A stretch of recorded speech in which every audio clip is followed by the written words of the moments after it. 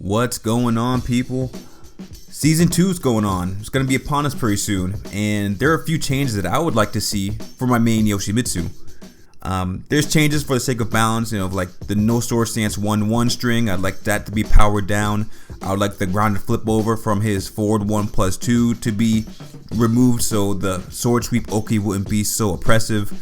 Things like that. But honestly, in this video, I just want to talk about one change, one broader change that I would like to see to the character.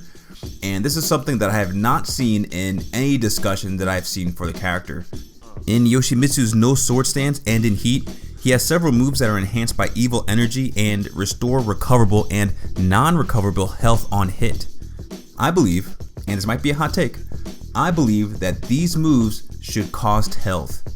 That's right, every time you use these moves on block or on whiff, they cost some amount of health to Yoshimitsu, and you only get health when you connect it on hit.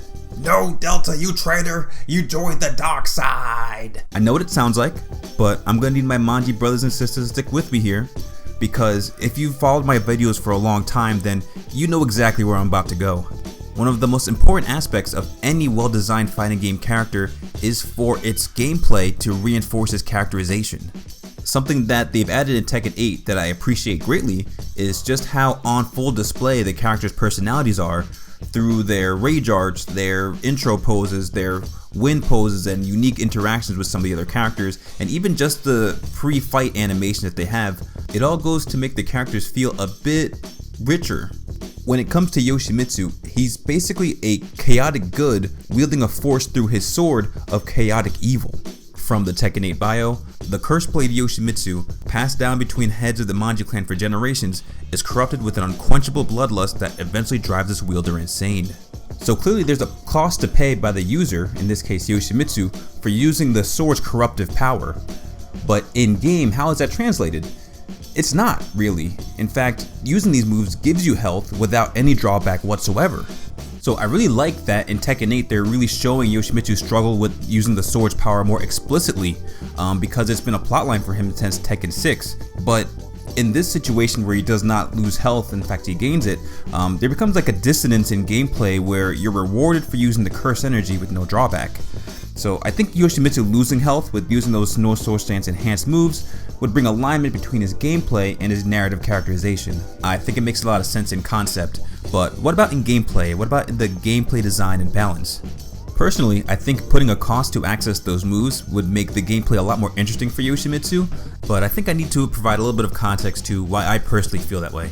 I really started playing Tekken and Yoshimitsu more seriously in Tekken 6, and in that game, Yoshimitsu's one sword stance and his no sword stance were pretty different in that they were far more committal.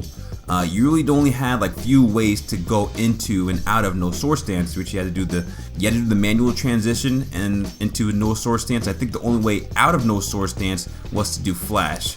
You can correct me if I'm wrong, but I think that was the only way to get in and out of no sword stance. So you were a lot more locked in with those stances, kind of like Gen and Zeku from the Street Fighter series as an example. So you had to kind of deal with those advantages and disadvantages for each stance. One sword stance was kind of like the default stance. You had access to all the Yoshi things, so you had your unblockables, you had your different stances, you had your reach with the sword and being unparryable. But his conventional tools were not that great.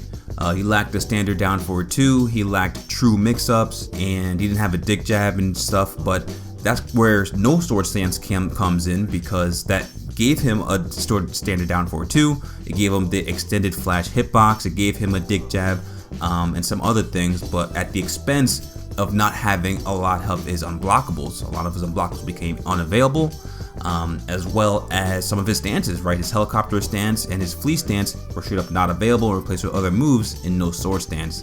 So most of the time you were just in one sword stance unless you specifically wanted to go into no sword stance. You had to really just press 2+3 and then go to no sword stance and basically just fight with that until you press flash or you had some space to press 2+3 again. So it was a real conscious choice to go into no sword stance for those specific advantages in how you wanted to fight, but otherwise you were kind of just staying in one sword stance.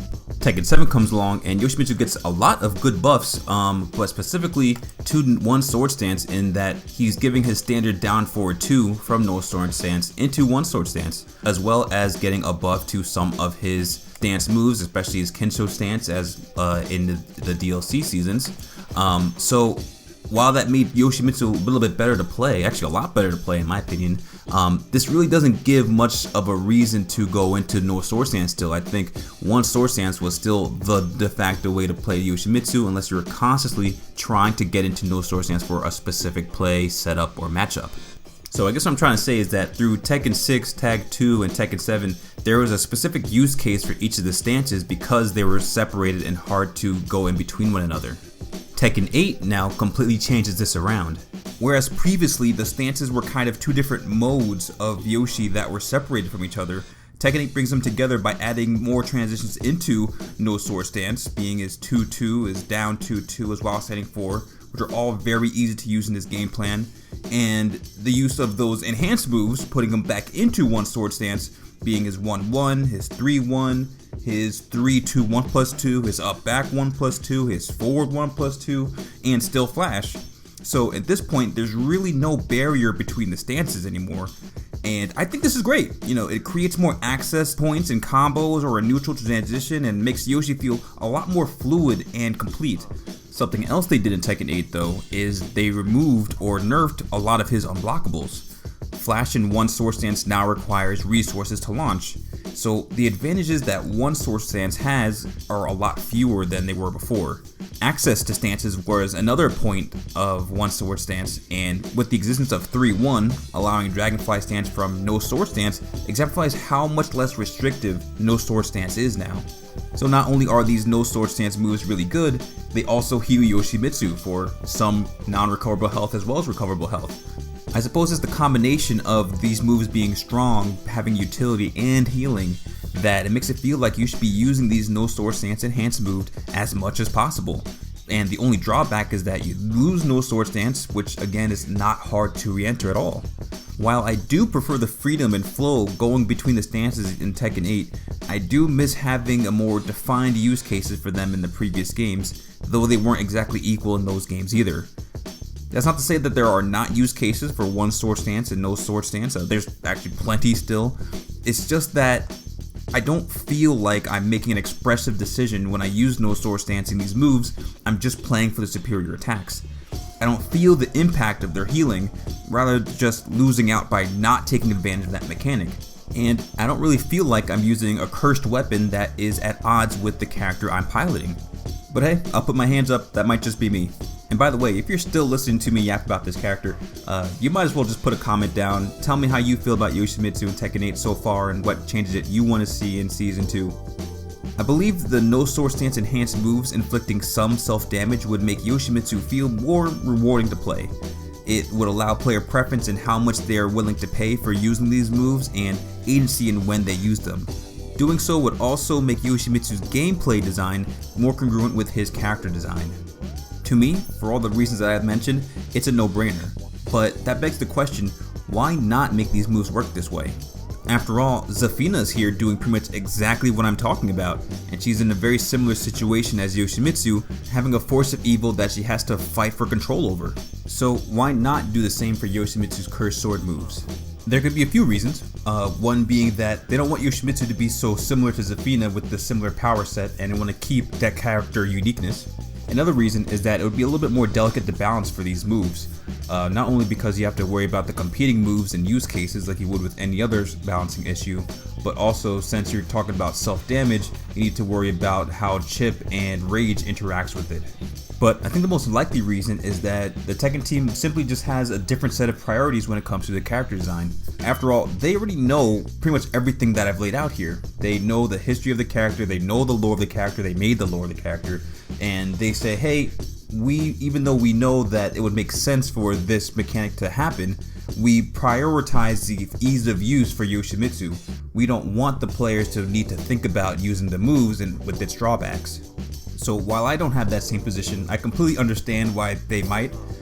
Even for Zafina in launch of Tekken 8, I was kind of put off and really didn't want to play her specifically because of how much health it took to do those Azazel moves. But for Yoshimitsu though, and it might be my own experience and bias with the character, but I think him using the cursed sword and taking health away from his opponents when he hit and taking away from himself when they get blocked or when whiffs, just would be a very interesting and fun way to bring the lore into the character and really bring that immersion to us players. So that's all I have for this video. Of course, there's lots of other Season 2 changes for the character just overall, but I just wanted to keep it to this specific thing because I know there's plenty of other wish lists out there that people can listen to. So let me know what you think. What do you want for Season 2? And I'll catch you in the comments or in the next one. Laters.